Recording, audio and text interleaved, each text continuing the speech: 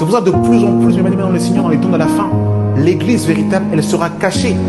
Comme au temps de Jézabel, les véritables prophètes étaient dans les grottes. C'est pour ça ceux qui partiront à l'enlèvement de l'église, ce sera ceux qui seront dans les coulisses et qui seront en train de se préparer pour le grand retour du Maître. C'est pour ça que Jésus veut te sanctifier. Laisse Jésus te laver par les eaux de sa parole. Nous bénissons le Seigneur pour cette nouvelle audio.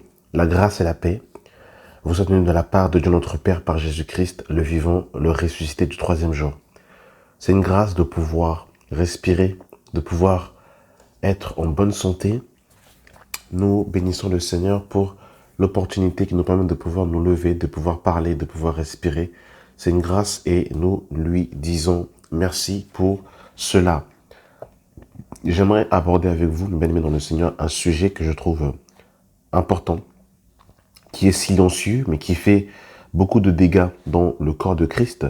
C'est concernant les mariages basés sur la sexualité. Alors, qu'est-ce que j'entends par mariage basé sur la sexualité? Lorsque nous acceptons le Seigneur, qu'on se convertit, qu'on fait volte-face au monde, eh bien, on ne veut plus et on ne veut plus marcher effectivement comme les païens, comme ceux qui ne connaissent pas Dieu, comme l'apôtre Paul l'a bien spécifié par le Saint-Esprit dans le livre de Éphésiens chapitre 4. Et nous comprenons que le Seigneur ne prend pas part, eh bien, ne prend pas plaisir, eh bien, au rapport sexuel hors mariage, à l'impudicité. Et lorsqu'on prend conscience de cette réalité-là, et que l'on a conscience que le rapport sexuel n'est autorisé uniquement que dans le cadre du mariage, eh bien, on a ce désir, effectivement, eh bien, inconsciemment souvent, de vouloir se marier pour ne pas tomber dans l'impudicité. Et l'erreur, malheureusement, que beaucoup de personnes commettent, eh bien, c'est de se marier pour ne pas tomber dans l'impudicité. Et malheureusement, eh bien, on occulte, eh bien, certains discernements que l'on doit avoir par le Seigneur pour justement faire le bon choix du conjoint. Parce qu'effectivement, on se rend compte que quand on se marie juste pour ne pas brûler, juste pour ne pas tomber dans l'impudicité, eh bien, effectivement, quand on rentre dans le mariage, on se rend compte que, eh bien, le mariage n'est pas basé sur la sexualité et qu'on ne vit pas matin, midi, soir de sexualité et que le sexe et que la sexualité n'est pas l'oxygène du couple, bien que ça en fait partie, bien que la sexualité est une bénédiction que Dieu a donnée dans le cadre du mariage, mais on se rend compte que du lundi au dimanche, ce n'est pas rapport sexuel sur rapport sexuel. Et quand nous lisons 1 Corinthiens chapitre 7, le verset 7, il est écrit « Je voudrais que tous les hommes fussent comme moi, mais chacun tient un don particulier, l'un d'une manière, l'autre d'une autre. À ceux qui ne sont pas mariés et aux veuves, je dis qu'il est bon de rester comme moi. Mais s'ils manquent de continence, qu'ils se marient, car vaut mieux se marier que de brûler. » Et là, en fait, des fois, il est important de lire plus haut pour comprendre ce qui est plus bas. Et quand on prend un verset qu'on l'isole et qu'on le tire hors de son contexte, eh bien, effectivement, on peut faire dire à la Bible ce que la Bible ne dit pas. L'apôtre Paul ne dit pas ici d'aller se marier parce que on a des désirs sexuels. Bien évidemment, si on parle en toute franchise, eh bien, dans le mariage, il y a le domaine et l'aspect du rapport sexuel. Bien évidemment. Mais ce n'est pas ici une base sur laquelle on doit se marier. Il y a plusieurs, eh bien, paramètres que l'on peut énumérer sur la base du mariage. Mais on ne se marie pas uniquement dans le but de ne pas tomber dans l'impudicité. Et c'est ça, malheureusement, eh bien, qui cause défaut. Quand on lit au verset 7, il dit bien « Je voudrais que tous les hommes fussent comme moi ». Comment est-ce que l'apôtre Paul était? Il était eunuque. L'apôtre Paul n'avait pas de femme, n'avait pas d'enfant. Il était consacré pour le Seigneur. C'est ce qu'il dit. Et il dira par la suite « Mais chacun tient un don particulier, l'un d'une manière, l'autre d'une autre. » Donc, il n'en fait pas un ordre. Il dit ça par rapport au temps dans lequel nous sommes, que l'apôtre Paul donne eh bien, ce conseil. Mais il n'en fait pas un ordre, il n'en fait pas une doctrine. Et ça, c'est très important de le spécifier. Et ensuite, il dit, à ceux qui ne sont pas mariés et aux veuves, je dis qu'il est bon de rester comme moi. Mais encore, il faut remettre les choses dans le contexte. Bon de rester comme moi. l'apôtre Paul n'était pas, comment dire, eunuque, parce qu'il a eu des déceptions amoureuses, parce qu'il a été blessé par les femmes, parce que des femmes l'ont trompé. Non, c'est pas ça. L'apôtre Paul était consacré pour l'œuvre du Seigneur. Ça, c'est vraiment important de remettre dans le contexte. Parce que des fois, effectivement, on veut être comme Paul, on veut ne pas se marier. Effectivement, ça paraît beau. Mais le problème, c'est qu'on n'est pas consacré au Seigneur. Quand je parle de consacré au Seigneur, c'est-à-dire qu'on ne veut pas se marier, mais par contre, on est carriériste. On ne veut pas se marier, mais par contre, on aime voyager ici et là, aller un peu partout dans le monde entier. On ne veut pas se marier, mais par contre, on a la main dure, c'est-à-dire qu'on n'a pas, la main sur le cœur, c'est-à-dire, en fait, on n'a pas un cœur qui est dans la libéralité. Quand je parle de libéralité, c'est-à-dire, en fait, que ce que j'ai, en fait, je le mets au profit, eh bien, des frères et des sœurs, et aussi au profit, eh bien, des plus démunis. Mais si je ne me marie pas sous base que je suis, eh bien, eunuque, mais que j'ai une vie individualiste où je ne pense qu'à moi, je n'ai pas de communion fraternelle, je n'ai pas à cœur l'œuvre de Dieu, les veuves et les orphelins. J'ai pas compris la pensée de Paul ici, parce que c'est vrai que souvent, on va dire, je suis comme Paul, je suis eunuque, mais à côté de ça, la consécration pour l'œuvre de Dieu n'y est pas. Donc on voit effectivement que l'on tape à côté. Et ensuite, il dira au verset 8, à ceux qui ne sont pas mariés et aux veuves, je dis qu'il leur est bon de rester comme moi. Mais s'ils manquent de continence, qu'ils se marient, car vaut mieux se marier que de brûler. Donc on voit qu'il y a un contexte. Donc en fait, ce que l'apôtre Paul est en train de dire, il est en train de faire comprendre tout simplement, moi j'aimerais bien que les frères et les sœurs soient comme moi, littéralement consacrés au Seigneur. Pour ceux qui ne sont pas mariés, qui restent sans se marier, et pour les veuves, pareil.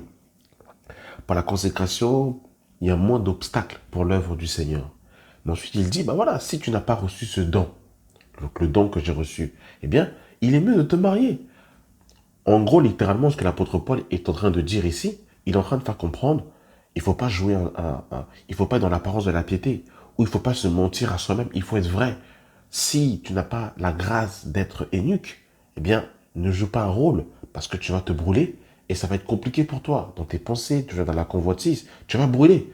Donc, vaut mieux se marier que de brûler. C'est dans ce contexte-là que l'apôtre Paul dit cela. Mais il ne dit pas, vaut mieux se marier que de brûler dans un sens, marie-toi sur la base, comme ça, quand tu vas te marier, tu n'auras plus de pulsions sexuelles. Parce que, en fait, c'est une légende de croire que quand on est marié, eh bien, c'est comme si, eh bien, le péché de l'impudicité nous quitte, nous laisse. C'est encore pire. Quand on se marie, eh bien, on est encore exposé. On peut être exposé à l'adultère. On peut être exposé à la convoitise. Et je vous assure que le mariage ne délivre en rien, mais vraiment en rien, eh bien, de l'impudicité. Et ça, c'est vraiment quelque chose que j'ai vraiment voulu dire. Parce que effectivement, c'est un piège aujourd'hui où beaucoup de couples, eh bien, effectivement, sont mariés. Parce qu'en fait, ils ne voulaient pas brûler, donc ils ont couru dans le mariage en pensant qu'effectivement, eh bien, voilà, je me marie pour ne pas brûler. Et finalement, on se rend compte que l'adultère est encore là, la convoitise est encore là, la pornographie, la masturbation est encore là. Et surtout, beaucoup de couples ne sont pas heureux, en fait, parce que déjà, la motivation était mauvaise, en fait, la base était mauvaise. Et malheureusement, ça ramène dans des choses qui ne sont pas bonnes. Il y a un aspect aussi que j'aimerais souligner et mettre en avant. Le premier aspect a été voulu, on a déjà élucidé ce que l'apôtre Paul a voulu dire expressément dans 1 Corinthiens chapitre 7, parce qu'effectivement, un verset sorti hors de son contexte peut nous donner en fait une direction qui n'est pas celle que le Seigneur a voulu nous donner au préalable. Il y a un autre aspect aussi qu'il faut savoir aussi, c'est que véritablement tout est vanité. Vraiment tout est vanité. Vous savez, la chose véritablement à laquelle on doit courir, comme l'apôtre Paul dira dans Philippiens chapitre 3, quand il dira « je cours », il y a une seule chose vers laquelle on doit courir, c'est vers le Seigneur. On ne court pas derrière le ministère. On ne court pas derrière les dons. L'apôtre Paul dira « voici les signes qui accompagneront ceux qui auront cru ». On ne court pas derrière les dons.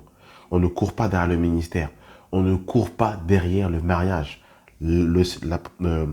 Salomon pourra nous dire, on peut hériter de ses pères une maison, des trésors, mais une femme intelligente est un don de l'Éternel. Donc on voit que c'est un don. Et on ne court pas non plus derrière le sexe. On ne court pas non plus derrière la sexualité. Parce que toutes ces choses, nous bien-aimés dans le Seigneur, ne sont que poursuite du vent, ne sont que vanité. Dans le livre de Ecclésias chapitre 1, le verset 1, il est écrit « Parole d'Ecclésias, fils de David, roi de Jérusalem. Vanité de vanité, dit l'Ecclésiaste. Vanité de vanité, tout est vanité.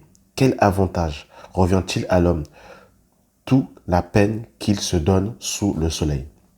Une génération s'en va, une autre vient, et la terre subsiste toujours. Le soleil se lève, le soleil se couche, il soupire après le lieu d'où il se lève de nouveau. Le vent se dirige vers le midi, tourne vers le nord, puis il se tourne encore et reprend les mêmes circuits. Tous les fleuves vont à la mer, et la mer n'est point remplie. Il continue à aller vers le lieu où il se dirige. Toutes ces choses sont en travail au-delà ce que l'on peut dire. L'œil ne se rassocie pas de voir et l'oreille ne se lasse pas d'entendre. Donc il faut comprendre véritablement, bien aimé dans le Seigneur, que Salomon, qui a écrit Ecclésiaste lui-même, la Bible nous dit dans le livre de 1 Roi chapitre 11, qu'il avait 700 femmes et 300 concubines. Ça veut dire que Salomon n'était même pas lassé d'une seule femme. Il n'était pas lassé de 2 femmes. Il n'était pas lassé de 3 femmes. Il est parti jusqu'à 1000. Tout ça pour dire quoi? Tout ça, c'est pour dire que, eh bien, en vérité, vanité de vanité. Vanité de vanité. C'est-à-dire, en fait, que si l'homme, eh bien, se base sur la satisfaction de sa chair, une seule femme ne le suffirait pas. Il pourrait en aller vers 2, vers 3, vers 4, vers 5. Et pareillement, une fois que l'on rentre dans le mariage et qu'on a eu part à l'intimité, on se rend compte en fait on se dit mais tout ça pour ça en fait. Tout ça pour ça. Oui, bien évidemment, il y a du plaisir derrière le rapport sexuel. Et tout ce que Dieu a créé est bon. Mais on se rend compte en fait on se dit mais une fois que j'ai obtenu cela, et après qu'est-ce qui a changé à ma vie? Qu'est-ce qui a changé à mon salut? Eh bien, c'est une très bonne question qu'on peut se poser. Et on se rend compte en fait finalement que vanité de vanité, tout ça c'est de la vanité. Même ça c'est de la vanité. Ça c'est encore un aspect que j'aimerais dire que le rapport sexuel n'est pas la finalité. Ça c'est vraiment important de comprendre cela et de le mettre dans la balance. Parce que sinon, eh bien, on va être pressé de se marier. Et après, une fois qu'on va rentrer dans le mariage, on va dire, mais en fait, j'ai fait tout ça pour ça. Ok, et après, qu'est-ce qui change dans ma vie? Que Dieu interpelle son peuple. Un troisième aspect que j'aimerais aborder avec vous, c'est l'aspect de l'enveloppe corporelle, de la chair. Il faut savoir, mes bien-aimés dans le Seigneur, que chaque jour qui avance, nos cellules se détruisent, eh bien, nous tendons vers la tombe. Et il faut savoir que la gloire de l'homme est comme l'herbe des champs. Elle paraît pour un temps, elle est belle, et à un moment donné, elle fane et elle tombe. C'est-à-dire en fait que il faut bien comprendre, et je m'adresse particulièrement aux frères, que le corps d'une femme change. C'est-à-dire en fait que si le rapport sexuel, si on se marie, uniquement que sur la base de l'attirance physique, je ne dis pas que l'attirance physique ne compte pas, parce qu'il faut un équilibre. On ne peut pas dire qu'on est uniquement esprit. Autant nous sommes esprit, autant nous sommes âme, autant nous sommes corps. Donc, c'est pas un péché si ta femme te plaît physiquement, si ton mari te plaît physiquement, ce n'est pas un péché.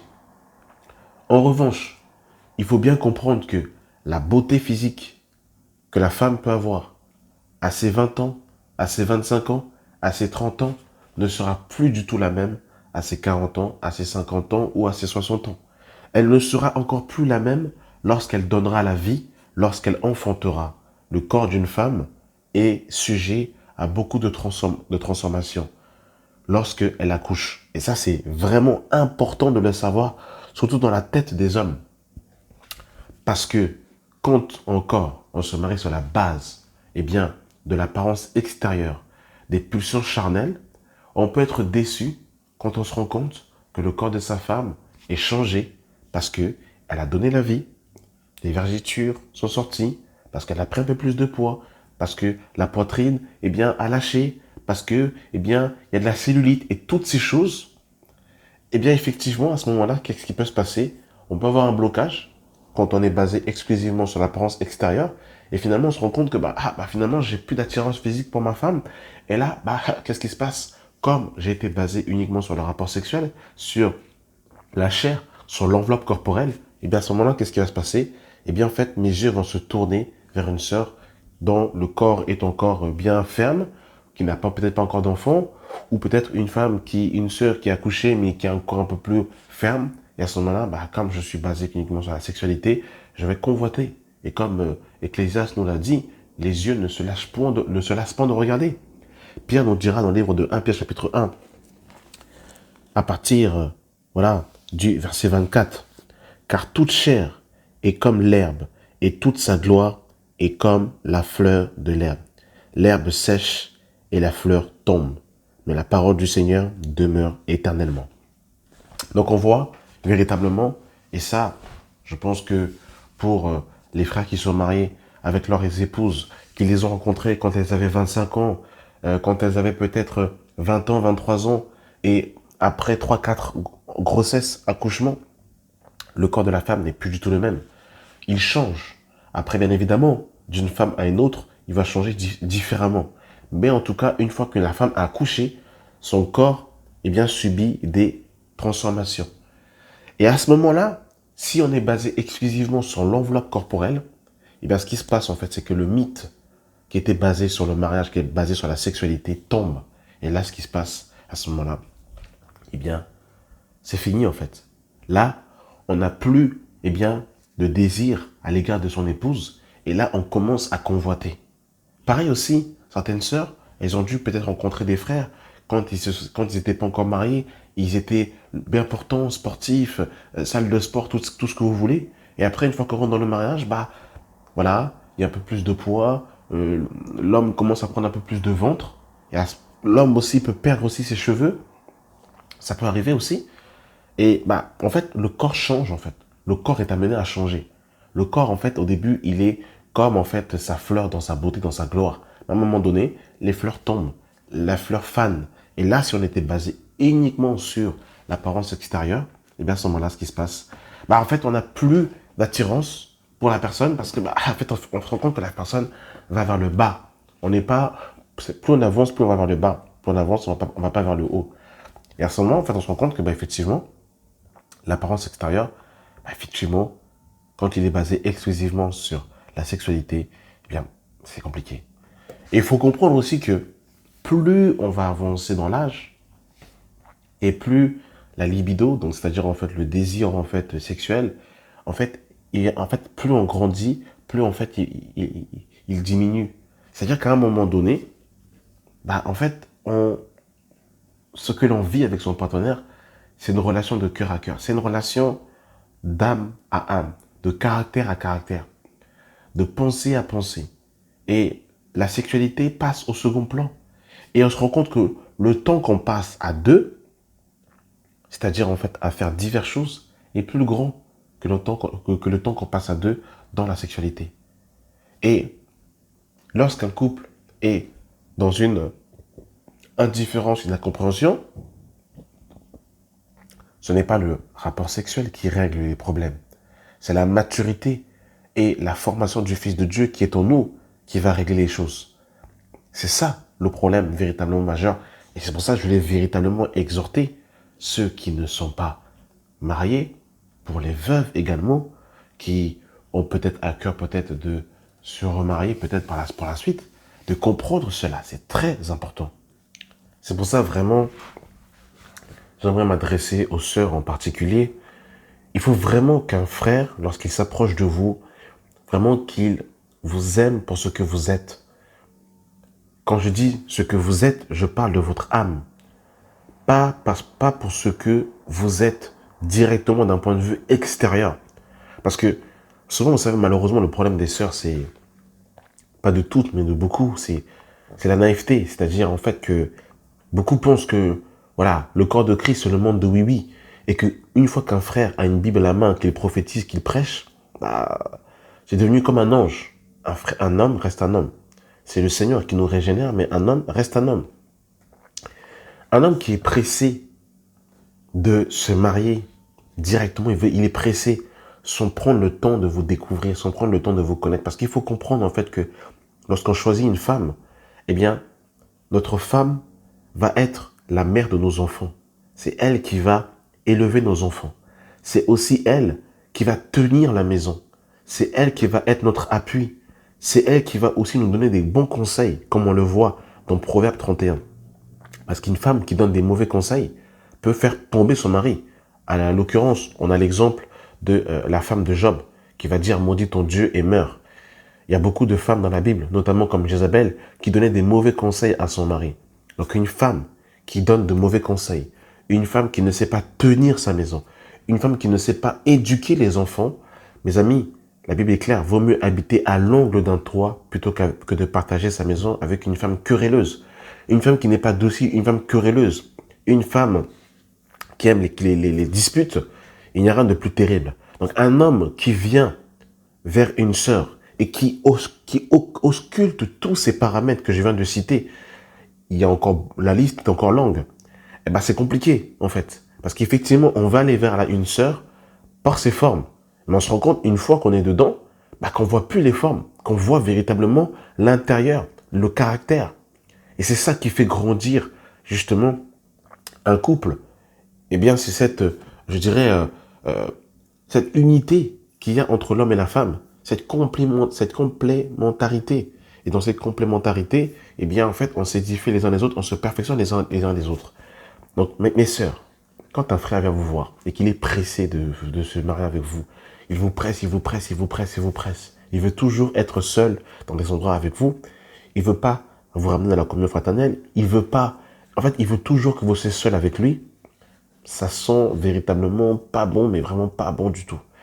Pas bon du tout. Il aime des câlins tout le temps. Il se fait passer pour malade. Parce qu'on va voir ce passage-là. Dans la Bible, il y avait. Ça sent pas bon du tout. Et ça, vraiment, je voulais vraiment le dire parce que il y a tellement de loups dans la maison de Dieu. Tellement de frères qui viennent au nom, qui se font passer pour des bons samaritains, mais qui en vérité sont des violeurs, qui aiment le sexe, qui aiment en fait le corps de la femme, qui sont dans la convoitise véritablement, mais une convoitise démesurée, qui veulent être votre père dans la foi, ils veulent être votre grand frère, ils vous appellent tout le temps, tout ça là, ils veulent être tout le temps seuls avec vous, à des heures tardives véritablement, parce que dans la finalité, pas tous, je ne vais pas mettre tout le monde dans le même sac, mais beaucoup d'entre eux sont des pervers narcissiques. Ils aiment le sexe, ils aiment en fait le corps de la femme. Ils aiment en fait convoiter, comment dire, en fait les formes des femmes. Ils sont des pervers ces gens-là. Beaucoup d'entre eux ne sont pas convertis, ou beaucoup ne sont pas délivrés par rapport à l'impudicité, par rapport justement à ça. Ils sont des pervers. Ils aiment le corps de la femme. Ils aiment tout le temps être avec les sœurs tardives, rester seuls avec les sœurs tout le temps. Il faut avoir le discernement de cela. Il faut avoir le discernement. Parce qu'une fois qu'ils ont obtenu ce qu'ils veulent, ils vous font des promesses de mariage. Une fois qu'ils vous ont touché la poitrine, qu'ils vous ont touché le postérieur, ils ont eu ce qu'ils veulent, c'est fini. Après, ils vous jettent comme des vulgaires chaussettes. Et ça, c'est vrai. Il faut dénoncer ça avec force. Il faut dénoncer ça avec force. Il faut exposer ces frères-là. Parce qu'ils font des dégâts terribles dans la maison de Dieu. Des dégâts terribles. Et justement, il y a une histoire par rapport à cela. Et on va finir par cette histoire. Quand nous lisons le livre de 2 Samuel, chapitre 13, le verset 1, il est écrit « Après cela, voici ce qui arriva. Absalom, fils de David, avait une sœur qui était belle et qui s'appelait Tamar. Et Amnon, fils de David, l'aima. Amnon était tourmenté jusqu'à se rendre malade à cause de Tamar. » Donc vraiment, il faut faire attention, mes sœurs, parce que, en fait, ici, ce que l'on voit là, c'est très, comment dire, en fait, c'est très important, c'est très significatif. On nous dit que Amnon était tourmenté jusqu'à se rendre malade à cause de Tamar. Donc en fait, il y a un amour en fait qui n'est pas mesuré, un amour en fait qui n'est basé exclusivement que sur la convoitise, que sur le désir de conquérir. Il faut savoir en fait que l'homme est comme un conquérant. L'homme, il aime conquérir. Il y a des hommes qui aiment connaître, qui aiment tester un peu leurs limites, qui aiment connaître leur pouvoir de séduction pour voir combien de sœurs ils peuvent conquérir. Combien de sœurs ils peuvent rendre crack, qu'ils peuvent rendre amoureuses. Et là, ici, ce qui est terrible, en fait, c'est que Amnon, comment dire, se rendait malade à cause de Tamar. Et le problème des sœurs, en fait, c'est que comme elles aiment entendre beaucoup de paroles, il y a des frères, des fois, ou des fois, ce n'est même pas des frères. Ils se rendent malades jusqu'à... Ils sont tourmentés jusqu'à se rendre malades pour une sœur. Mais en fait, eux, ce qui les intéresse, c'est juste avoir un rapport sexuel avec la sœur. Et ça, j'aimerais vraiment que les sœurs dans le corps de Christ, on ouvre bien leurs oreilles. Qu'elles ouvrent bien leurs oreilles et qu'elles comprennent que ce sont des réalités bibliques. Parce qu'en vrai, en vérité, Amnon n'aimait pas Tamar. Ce que Amnon voulait, c'était toucher le corps de... Excusez-moi d'être cru, mais il faut dire les choses. Il voulait toucher son corps.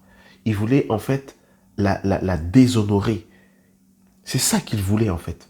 Et vous savez, c'est pour ça véritablement qu'il faut que les hommes dans le Seigneur soient régénérés. Parce qu'en fait, vous savez, quand on sait qu'on ne peut pas avoir de rapport sexuel hors mariage, et que quand on rencontre une sœur et qu'on veut se marier avec elle, il faut vraiment qu'on discerne. C'est ce qui nous pousse à nous marier avec la sœur. C'est le désir qu'il y a dans le bas-ventre, c'est-à-dire en fait le désir en fait de pouvoir en fait justement assouvir ses désirs, pour assouvir ses besoins sexuels, ou véritablement si on l'aime de l'amour du Seigneur en fait. Parce que le problème en fait c'est que quand on ne se discerne pas, et bien en fait on peut se rendre compte que des fois on veut se marier avec une sœur, mais en fait on n'aime pas la sœur en fait. En fait ce que l'on voulait c'était juste avoir un rapport avec elle, la connaître dans l'intimité. Et une fois que ce désir il est parti, on se rend compte qu'il n'y a rien en fait, qu'on n'aime pas la sœur. Combien ne sont pas mariés et au final ils se rendent compte qu'ils n'ont pas de sentiments pour la personne. Ils n'ont pas de sentiments. En fait c'était juste en fait basé sur la sensualité, sur la sexualité. Une fois qu'ils ont goûté là, c'est fini, il n'y a plus rien. Il n'y a plus rien. Et regardez, il y a encore un autre aspect qui faisait que, en fait, Amnon désirait Tamar. Sa sœur, donc elle se rendait malade à cause de sa sœur, car elle était vierge. Donc, il faut comprendre aussi que quelque chose qui n'est pas accessible, eh bien, en fait, pousse encore plus à découvrir quelque chose qui n'est pas accessible. Vous avez vu quand une sœur n'est pas accessible, quand une sœur, en fait, elle est un peu discrète dans son coin, en fait, l'inaccessibilité, eh bien, pousse des fois, en fait, à franchir l'interdit. C'est comme, en fait, l'arbre de la connaissance du bien et du mal. C'était quelque chose qui était interdit, et en fait, ça a poussé de Ève à la convoitise, à désirer connaître l'interdit. Et ça, c'est encore un désir. Quand des hommes voient qu'une sœur ne se donne pas à cause du Seigneur, qui veut garder sa virginité, qui ne veut pas donner son corps pour le Seigneur, ça va pousser eh bien, les impies, les faux frères, à pousser la sœur pour qu'elle puisse justement tomber. Et quand la sœur est tombée, ça leur donne encore plus de plaisir que d'aller voir une sœur d'aller voir une femme qui se donne comme ça. Voilà, c'est terrible. Il paraissait difficile à Amnon de faire sur elle la moindre tentative. Donc, il n'avait pas la possibilité de faire une tentative. Donc là, il va procéder à la ruse. Amnon avait un ami nommé Jonadab, fils de Shiméa, frère de David. Et Jonadab était un homme très habile. Vous avez vu, était un homme très habile. Il lui disait, pourquoi deviens-tu ainsi chaque matin plus maigre, toi, fils du roi? Donc, c'est-à-dire en fait qu'il va perdre du poids. Ça, ce sont des choses, malheureusement, quand la femme est un être sensible, elle va voir qu'un homme, il va commencer à maigrir pour elle. Il va se dire, ah, il fait le jeûne de Daniel, il fait le jeûne d'Esther pour moi, parce qu'il veut me marier. Il avait maigri, le gars avait maigri. Peut-être qu'il avait laissé le KFC, le McDo, pour en fait sa sœur. Mais en fait, il avait en fait les tickets resto dans le bureau. Le gars, il savait déjà.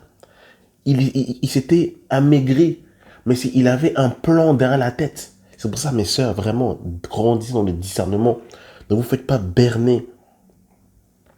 Et il dit, pourquoi deviens-tu ainsi chaque matin plus maigre, toi, fils du roi? Ne veux-tu pas me dire? Amnon lui dit, j'aime Tamar, sœur d'Absalom, mon frère.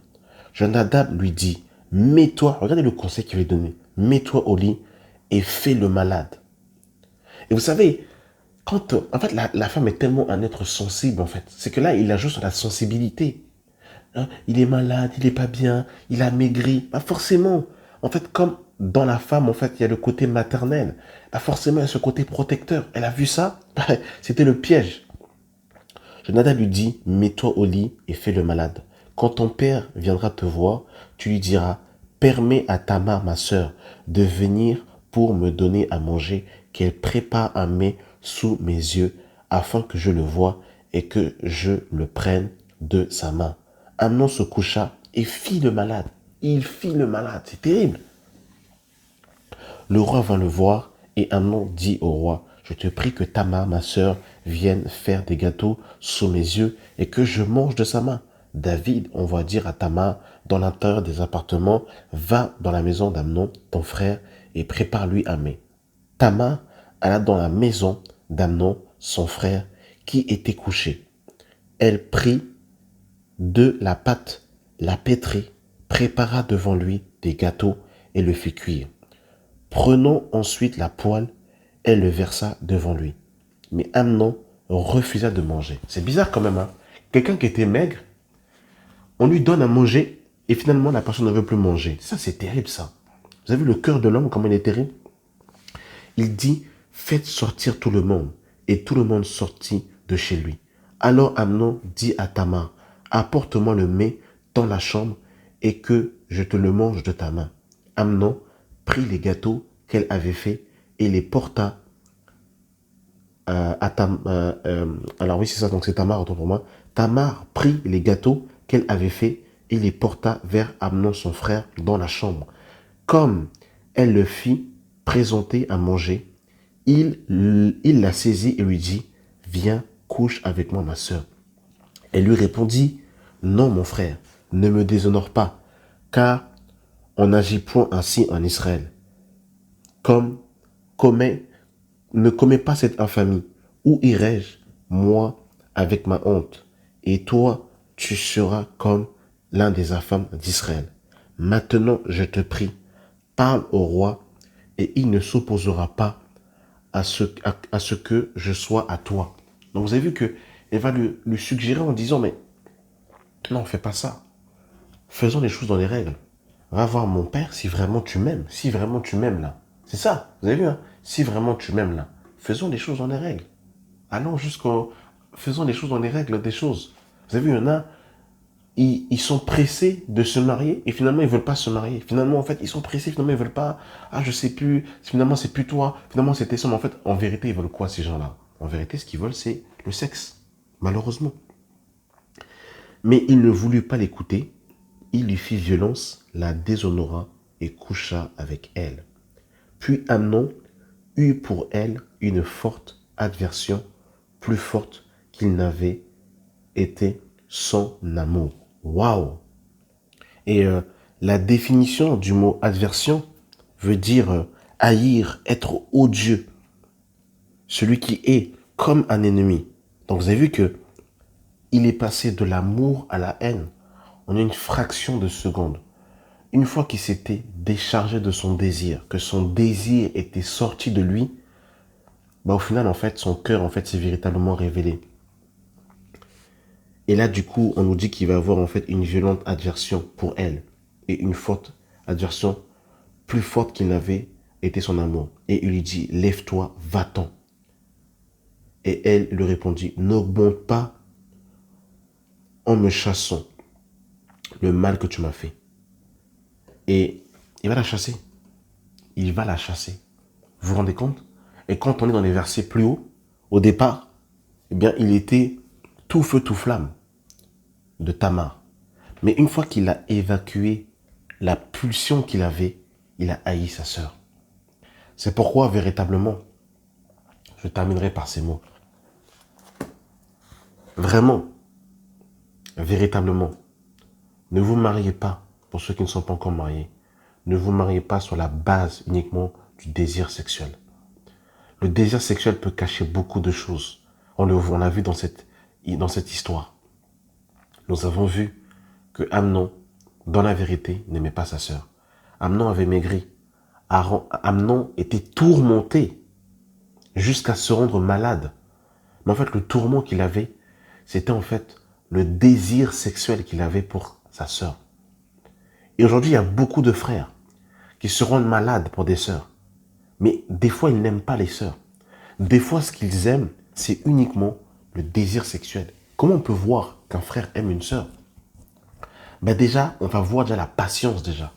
On a vu Jacob. Jacob est une très belle illustration. Jacob va voir justement, comment dire, eh bien, comment dire en fait, les parents, le père, comment dire en fait, de Rachel. Parce qu'il aima Rachel. Et on va lui donner Léa. Parce que ce n'était pas la coutume de donner d'abord en fait la seconde, mais il fallait donner l'aîné. Mais la Bible nous dit que comme il aimait Rachel, il va attendre 7 ans. Et 7 ans pour lui était comme quelques jours. Parce qu'il l'aimait. Donc un homme qui aime, c'est un homme qui sait attendre. Et dans sa patience, il va être rempli d'amour, de respect. Ça, c'est vraiment très important. Un homme qui aime, c'est un homme qui respecte. C'est un homme qui traite bien sa femme. Ma sœur, un homme, il ne te respecte pas dès les premiers rendez-vous. Il te parle mal. Il te prend de haut. Il te prend comme un objet. Ce n'est pas dans le mariage qu'il va changer. Et ça, c'est très important de voir le rapport qu'un homme il a avec les sœurs. Comment il est en fait avec le rapport qu'il a avec la femme en général. C'est très significatif. Ça donne quand même en fait un discernement, en fait, ce discernement-là. Comment en fait le rapport qu'il a avec toi, est-ce qu'en fait il te traite bien? Ça, s'il n'y a pas ça, mes amis, c'est compliqué. Il y a des sœurs qui sont mariées, mais en fait elles sont tristes. Et vraiment que Dieu nous aide, que Dieu nous aide. Et ce qui est terrible, c'est qu'à l'image de Salomon, c'est qu'un homme, c'est triste à dire, si il n'est pas régénéré, si l'homme est encore un homme animal, il a la capacité d'aller voir plusieurs femmes et d'aimer sa femme. On l'a vu Salomon, 700 femmes et 300 concubines. Il n'était pas satisfait. C'est-à-dire en fait que la femme qu'il avait ne la satisfaisait pas. Il devait avoir 1000 femmes, pour vous dire. Donc c'est pour dire en fait que, ma sœur, tu dois vraiment choisir un homme régénéré de l'esprit. Sinon tu vas souffrir. Mon frère, avant d'aller te demander d'épouser une femme, discerne bien si véritablement tu l'aimes. Et si ce n'est pas sa poitrine qui te pousse au mariage, si ce n'est pas son postérieur qui te pousse au mariage. Amen.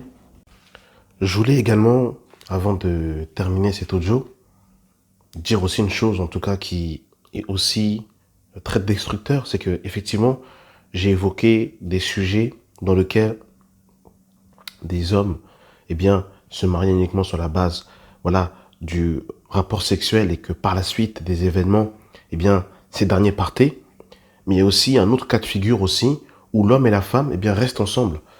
C'est qu'ils se sont mariés sur la base du rapport sexuel et l'homme ou la femme ne va pas forcément voir ailleurs. Mais le problème, en fait, c'est que le sexe est devenu une divinité, est devenu une idole. Et pour beaucoup, eh bien, de couples, eh bien, la sexualité est l'activité principale. L'activité principale est la vie de prière. Il n'y a plus de communion fraternelle. Tout est basé exclusivement sur la sensualité, sur la sexualité. Tout est basé exclusivement, eh bien, sur, eh bien, tout ce qui va être lié, eh bien, à l'intimité. Et ça peut être très pernicieux parce que ça peut aller, eh bien, ça peut amener à des pratiques sexuelles impures. Hein. On le voit que l'auteur aux Hébreux nous dira que le lit conjugal doit exempler de toute souillure, hein, dans le livre de Hébreux chapitre 13. C'est-à-dire en fait qu'on peut faire entrer la pornographie dans le lit conjugal. Et ça, c'est vraiment terrible. Et ça, c'est parce que le sexe est devenu une divinité. Le sexe est devenu, eh bien, une idole. Le sexe est devenu un dieu, tout simplement. Et là, pour le coup, eh bien, toute la semaine, si il n'y a pas eu, eh bien, ce jour où on se retrouve dans l'intimité, eh bien, ce sont des disputes, ce sont des querelles. Et il faut à tout prix, absolument, qu'il y ait rapport sexuel, eh bien, au moins 4 fois, 5 fois dans la semaine. Et s'il n'y a pas ça, eh bien, en fait, c'est comme si on est comme en manque de drogue. Et là, ça devient très grave, en fait. Effectivement, on peut ne pas aller voir ailleurs, on peut ne pas tromper son partenaire, rester avec son conjoint. Mais si le couple est basé exclusivement sur ça et qu'il n'y a plus l'émancipation dans la vie spirituelle, parce qu'avant tout, le but du mariage, eh bien, c'est la prospérité du royaume des cieux. Le but du mariage, avant tout, c'est la croissance du Fils de Dieu au-dedans de nous. Et on doit se perfectionner les uns des autres. On doit se tailler l'un des autres. C'est-à-dire, en fait, que mon caractère, au travers de mon mari, au travers de ma femme, doit être perfectionné. mes lacunes doivent grandir au travers du mariage. C'est-à-dire en fait que nous deux, comme nous sommes un miroir, et comme on s'aime, et que chacun de nous reflète Christ, eh bien, on va se perfectionner. C'est-à-dire en fait que mon caractère, le fruit de l'esprit doit grandir. Plus, normalement, au principe, j'avance dans le temps du mariage, et plus la vie de l'esprit, le caractère de Christ, le fruit de l'esprit doit croître au-dedans de moi. Malheureusement, il y en a, ils se marient, mais au lieu de devenir meilleurs, ils deviennent pires en fait. Ils deviennent pires. Et il y en a, quand ils n'étaient pas mariés, ils se rassemblaient, ils avaient de la communion fraternelle, et une fois qu'ils sont mariés, c'est exclusivement, eh bien, en fait, les câlins, les bisous et toutes ces choses, en fait, c'est une exclusivité, en fait, qui n'est pas l'exclusivité du Seigneur. Et là, ça porte véritablement problème, en fait. Parce que là, à ce moment, ce qui se passe, c'est que, eh bien, on est basé exclusivement sur la sexualité. On s'est vraiment marié, vraiment uniquement que pour le sexe. Et là, on voit que c'est une divinité. On voit que c'est une divinité, on voit que c'est un Dieu. Effectivement, le sexe est une divinité. C'est un Dieu, en fait, où beaucoup se prosternent, beaucoup, en fait, y adorent. Et ça peut aller loin, en fait. C'est-à-dire que tellement, en fait, on est comme, en fait, happé par ça. Là, quand le partenaire n'est pas disposé, on est capable de le violenter. Parce qu'en fait, il faut à tout prix, en fait, que j'ai le rapport sexuel. Et ça, c'est très, très grave. Vraiment, que Dieu nous vienne en aide. J'avais vraiment voulu, voilà, vraiment, en fait, dire cela parce que je trouve que c'est super important, véritablement, pour vraiment que ceux qui ne sont pas mariés, ils ont vraiment les bases, vraiment. Et même ceux qui sont mariés, parce que, voilà, tout n'est que grâce, c'est Jésus qui nous garde. Donc voilà, vraiment que Dieu nous vienne en aide, que Dieu nous sauve. Que la grâce et la paix soient avec vous. Au nom de notre Seigneur Sauveur Jésus-Christ. Amen.